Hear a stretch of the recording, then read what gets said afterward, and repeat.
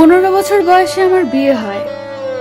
10ম শ্রেণীতে ওঠার পরেই আমার বিয়ে হয়ে যায়। সাবালিকা হতে না হতেই বিয়ে নামের দায়িত্বটা আমার মাথায় বোঝা হয়ে পড়ে। কামুকতায় অধিকার আদায়ে প্রতি রাতেই স্বামী হিসাব করে পাই পাই করে আদায় করে নেয় তার অধিকার। তখন না বুঝতাম স্বামীর মন, না বুঝতাম সংসার। 5 বছর শেষে এখন সবই বুঝতে শিখে গেছি। সংসারের কাজ, শ্বশুর শাশুড়ি এবং স্বামীর সেবা যত্ন করতে শিখে গেছি।